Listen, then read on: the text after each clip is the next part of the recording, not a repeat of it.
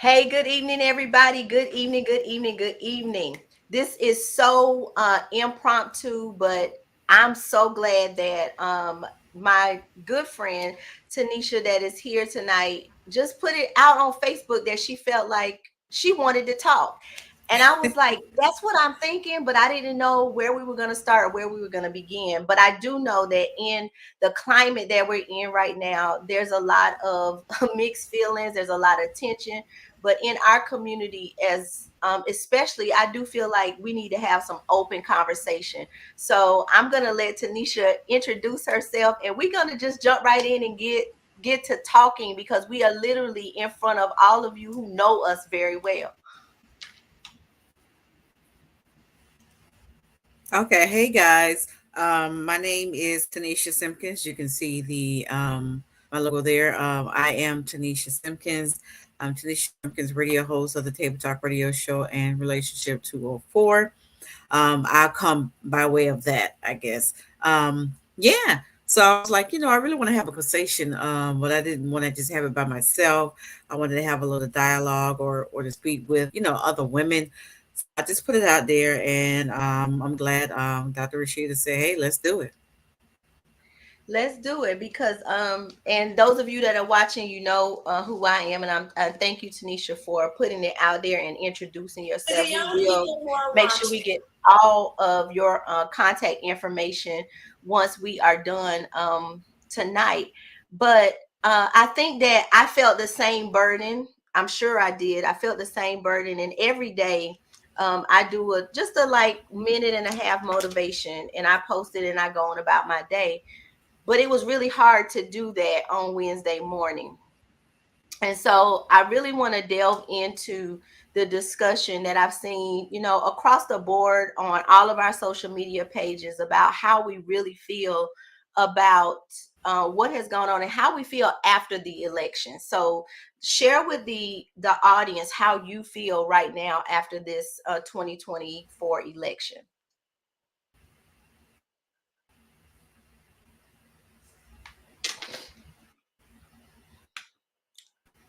All right, I think I may have lost her again. Her connection must be going down. But guys, that's what we're talking about tonight. So if you're here watching, make sure that you connect with StreamYard so that we can see your comments and we can post them on the screen. We also want to take your input and your questions. And let me tell you, this is not a political discussion, but this is a burden that we felt that our community was feeling. And when we talk about our community, we're talking about a community of women. We're talking about a niche as well, which is a community of African American women, of which we can relate to and relate to directly how they may be feeling in this hour.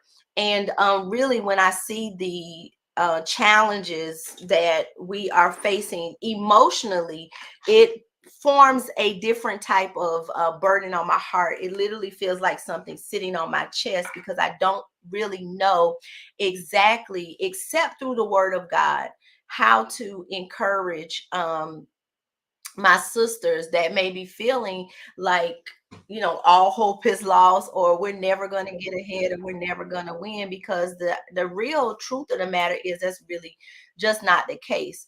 What we've seen in this election is nothing new. It's not new. It's not anything new under the sun. It's definitely not new to our community, but it is disheartening to see the things that have gone on even after, and the implications behind it. But I have my own great ideas about how I feel about it.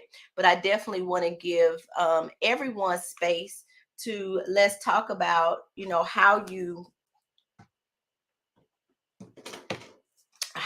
are going to navigate through the next season and the next days, the next 4 years in this life. So I do have in this country and in this situation. So I do have some things that literally I posted 5 things that women can do right now, or people as a whole can do right now to put themselves in a good position. And one of those is learn about investing. One of the things that you want to do is set yourself up right now to have great liquidity. That means to have great cash flow, because as things transition, as they go down and as they go up, mainly as things go down and they are on sale, you want to be in a position that you can buy. And when we look at it, people really don't talk much about the position that we need to be in order to buy. But some of you have put your savings away and you're ready for whatever happens or whatever comes. So you're really not too much concerned about the nation and where we are right now. But it is important for us to remember that we've got to prepare for every season that we're in. And so, as we're doing these things and as we're talking about these things, we're going to talk about, how it is that we feel, because we can literally relate to the Black woman and the African American community at large in this atmosphere that we are living in. One of the simple things that I've said over the last few days is that it is an interesting time to be alive, and it definitely is. So as we are getting this, guys, when I tell you this was really, really impromptu, like literally came in the house at 6:30 and set it up to be live at 8 and get you guys rolling with this conversation. So Tanisha is still, I think I got her back. I think I got you back. Yeah, I'm Working here. on I'm here. I don't know why okay. we keep going out. Okay, I think it might be the I don't think it's Wi-Fi. me. You don't? If you pull up, It's not me. you should be able to see. You should be able to see I can see the Facebook Live, and I haven't frozen, so it might. I've just been on here talking to myself, literally. But you might want to I pull it can't up. see us on Facebook Live. You on Facebook Live? I don't see it Uh on huh. Facebook Live. Yeah, we're on here. We are literally It's live. Let it's me. under you on Facebook Live. Uh-huh. Let me tag you right now so you can see. If you go to my page, you'll see it. Yeah, we are here. I'm there. I don't see it. Yep. I just tagged you. Yeah, we're there. So so everybody can hear us, they can hear you. I told them how impromptu this is, and we're just getting ready to just delve into really talking about what's going on in our minds and how we feel about what has happened. So if you want to jump on in, you are welcome to, because you're definitely live and you definitely can be seen right now.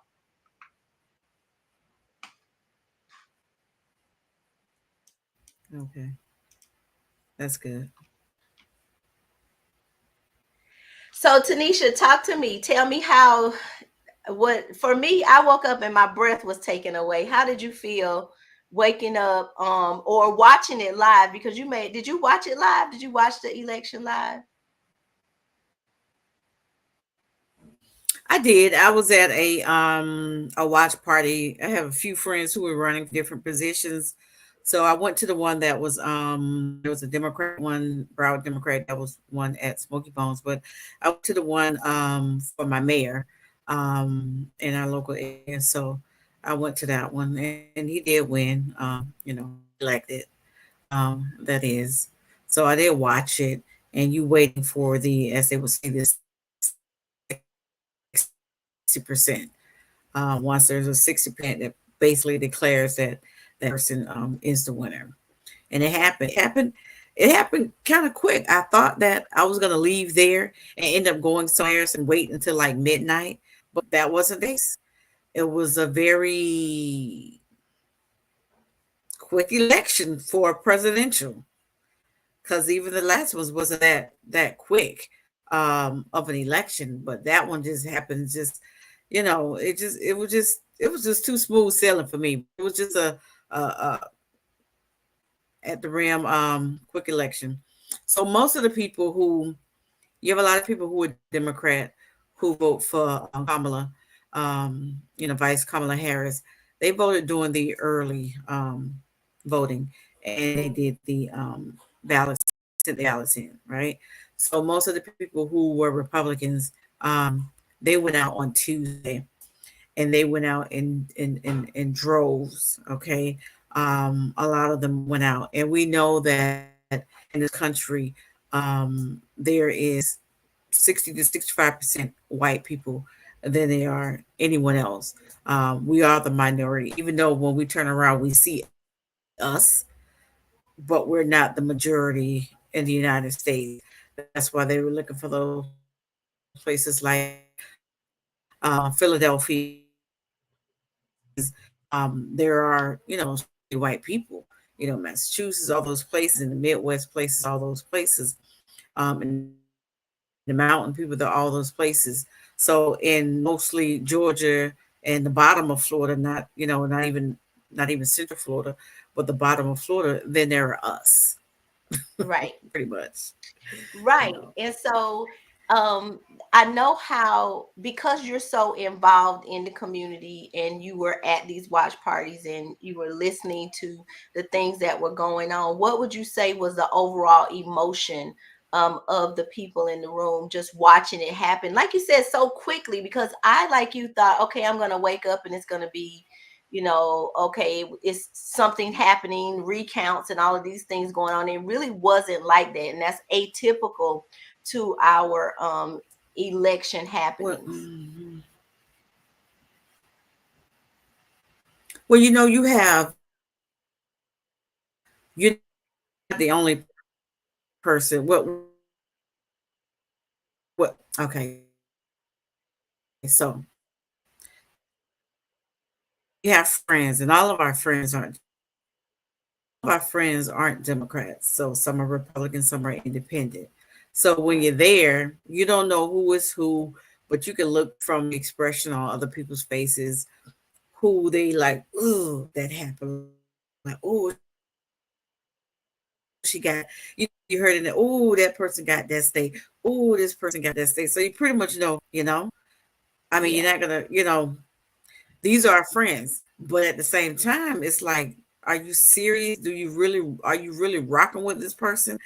From everything that from everything that you heard, are you really rocking with this person because of their character more than anything else? So when you ask some people, why are you voting for Kamala? Some people just say because of the person who that is. I wouldn't dare vote for him. You know what I'm saying? Hmm. Without going by what he supposedly or will do, or even her saying that she would be the first woman or first biracial woman president. It was just his character alone. So even after the election, it was a heated thing for people, especially on social media. I don't know you about Dr. Rashida, but I'm with the delete button. I don't care. I unfriend a lot of people. Delete, block, I felt like unfollow, came out. They didn't unfriend. come out during the election to this person as others did, because I was supporting mine, for women's rights and all of that. Can you hear me? Yeah. So I was supporting.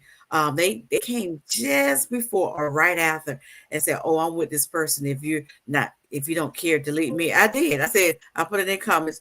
Okay, and I deleted. I didn't block. I just deleted so they can see the okay. Okay, no problem. No problem. I saw Pastor Mark Moore posted. He said, "Y'all posting if this So delete me, I'm deleting every one of you." I And I deleted reposted what he said. I'm it gonna because delete if you. you feel so strong about it, I'm a, and it was a lot of different people. Even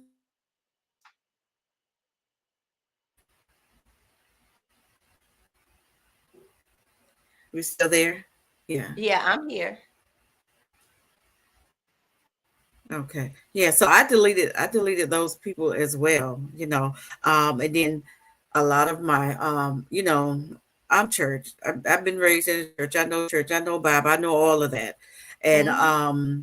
you hear the people say, "Oh, you need to trust God and da da da da da. Don't put your faith in man." We know that already. I know that. We know that.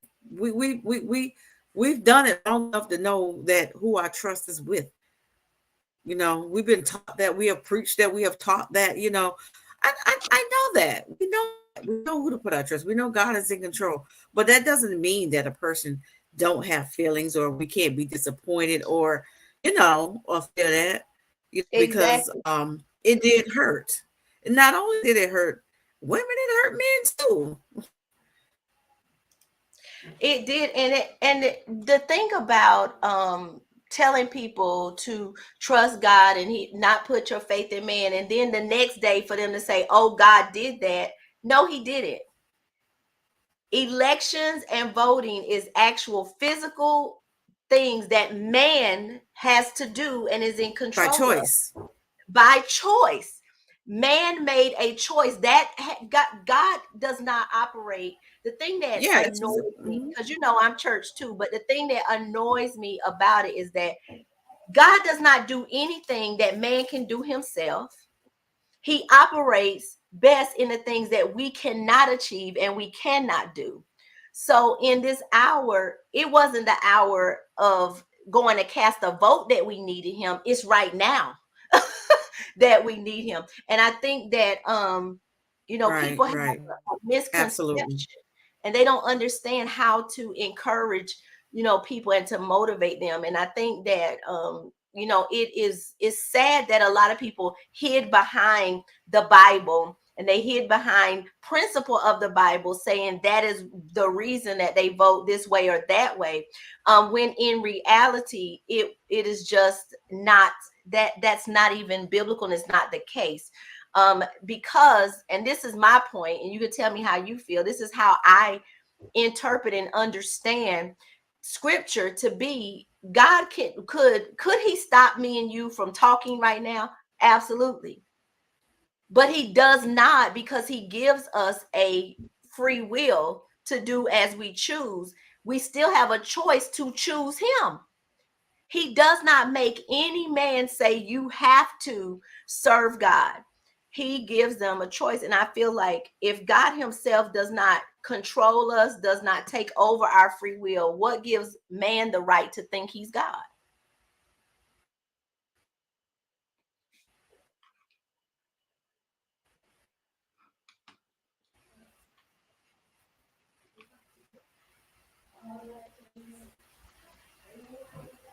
Right. And it was our free will to vote. You know what I'm saying? And then it was the amendment 4, which took us a lot by breath. It just wore me out. Um, and Yes. and we could talk about it, because a lot of probably 2 weeks ago, you had a message set out to a lot of evangelist churches, right? And a Mm-hmm. lot of our mega churches, and I know for a fact, and they were sent out to send a message to their congregation about Amendment 4, and they kept stressing moral. So all of a sudden, Dr. Rashid, you kept saying the word moral because you wasn't seeing it before. So you kept saying moral, right? And that was the message that was sent out. So you had a lot of people and a lot of women, of course. More women go to church than men. It is what it is. That was getting this message and saying, okay, now you're not a moral person if you decide to do this. You understand me? And a lot of people was like, oh, how could you be for that, and not be pro-life, and all of those things. My thing is this: it's a choice. Yep. For everything that we do is a choice, and the only person who judges those things is God. If Period. you've given that choice, you're given that choice if you can do it or not. It's something that you have to deal with, but allow it to be my choice, That's not right. man's choice. Not you have to dictate to me my life for the rest of my life. You know, if something happened, and we've already seen certain things that have happened in Georgia and different places with women, where they had a miscarriage, to get a DNC, all those type of things, and they losing their lives, and that's just horrific. to That's think that. And then people are thinking, or women are thinking our age, it ain't even about because we ain't having no more kids. Well, I'm not. no, ma'am. No, ma'am. When I'm closer to 50 than So it's 40, no, for ma'am. the other generations for them to decide. So we making the decision for them. They're not even making the decision for their own self. You know what I'm saying? And that's the And problem. right. It's not even that is, and that's the problem. Again, I don't morally think that abortion is right. But there are also some exceptions to that. And there are also some medical things that need to be taken care of for women, and only we know our bodies, right? My daughter, who is 31 years old, had an ectopic pregnancy 2 years ago.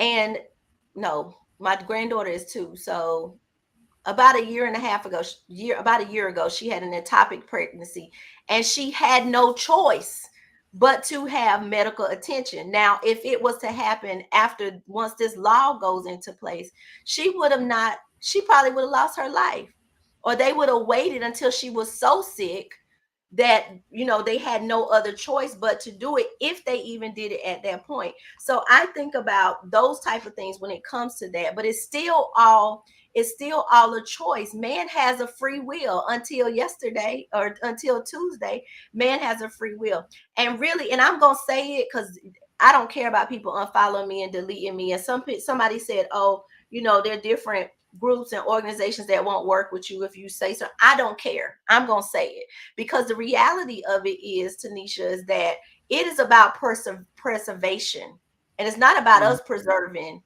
us. It's about preservation, because the reality is that majority of Black women don't have abortions.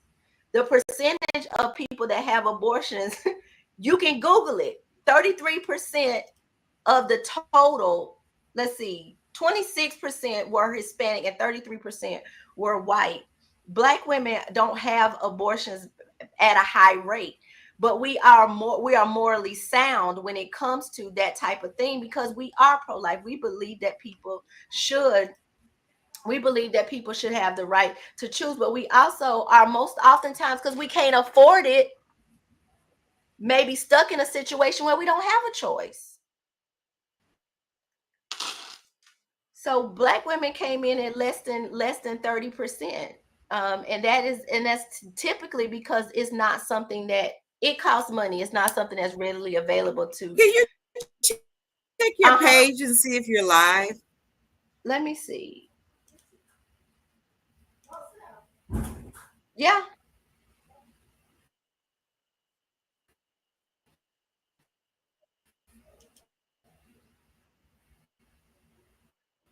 Yeah. I I'm don't know live. why. You still can't see it on Facebook?